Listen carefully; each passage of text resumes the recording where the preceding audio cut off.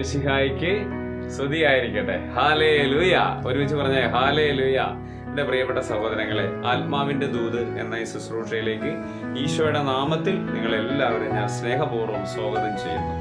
ഇന്ന് നമ്മൾ ഒരു സ്വർഗസ്നായ പിതാവിന്റെ പ്രാർത്ഥന ചൊല്ലി കാഴ്ചവെക്കുന്നത് ക്യാൻസർ രോഗികളായി ട്രീറ്റ്മെന്റിലിരിക്കുന്നവരും വീട്ടിലായിരിക്കുന്നവരും അതിന് കീമോ ചെയ്യുന്നവരെയൊക്കെയാണ് നമ്മൾ സമർപ്പിക്കുന്നത്. ക്യാൻസർ രോഗവുമായി ബന്ധപ്പെട്ട് ട്രീറ്റ്മെന്റിലിരിക്കുന്ന എല്ലാവരെയും എത്രയും വേഗം യേശുവിന്റെ കരുണയിലേക്ക് സമർപ്പിച്ച് ഈശോയുടെ സൗഖ്യം അവർക്ക് ലഭിക്കട്ടെ എന്ന് പ്രാർത്ഥിക്കുന്നു.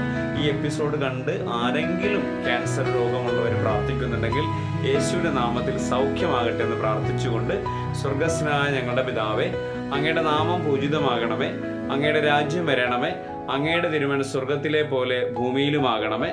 അന്നന്ന് വേണ്ടുന്ന ആഹാരം ഇന്ന് ഞങ്ങൾക്ക് തരണമേ.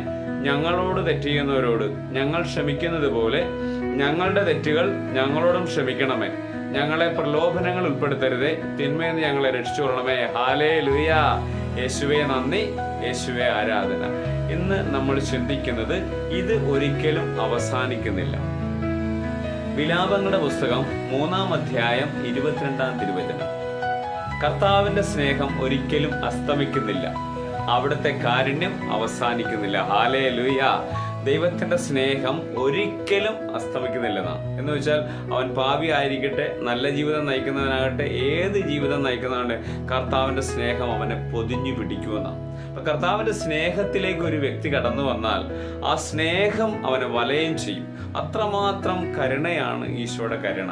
ആ കരുണയിലാണ് പ്രത്യേകിച്ച് നമ്മൾ ഇന്ന് നിയോഗം വെച്ച് പ്രാർത്ഥിച്ചിരിക്കുന്ന ക്യാൻസർ രോഗികളെയൊക്കെ നമുക്കൊന്ന് ഓർക്കാം.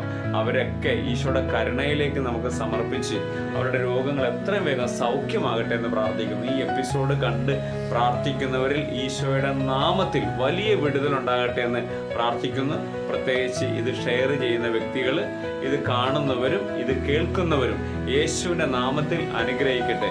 ഏതെങ്കിലും ഒരു വ്യക്തി ക്യാൻസർ രോഗത്തിന്റെ മേൽ ഇപ്പോൾ ദൈവം ഇടപെടട്ടെ എന്ന് പ്രത്യേകം ഞാൻ പ്രാർത്ഥിച്ചുകൊണ്ട് പിതാവിന്റെയും പുത്രന്റെയും പരിശുദ്ധാത്മാവിന്റെയും നാമത്തിൽ ആമേൻ.